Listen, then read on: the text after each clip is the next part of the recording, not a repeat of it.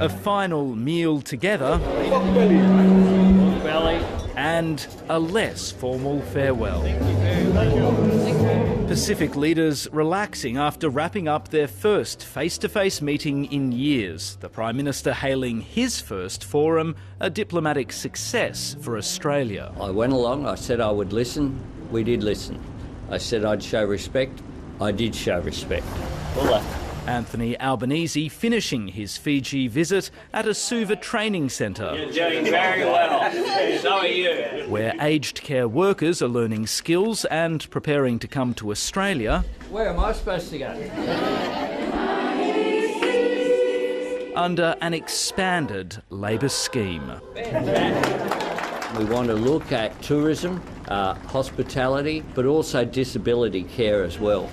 The federal government sees other reasons to celebrate, confident the Pacific is now convinced Australia's serious about tackling climate change. It is obviously an issue which is felt existentially in the region. Not everyone in the Pacific is sure, given Australia is still opening new coal and gas projects. The climate crisis is there for all of us. It's not just the Pacific and the climate vulnerable countries, but the developed world is also facing this. The Pacific is facing a balancing act when it comes to climate diplomacy. It wants to recognise that the new Australian government has ramped up ambition, even though leaders clearly want Australia to make faster and deeper cuts to emissions. One Pacific Island government source told the ABC that leaders were happy to give Australia some breathing space at this forum, but that demands were likely to be ratcheted up in the future.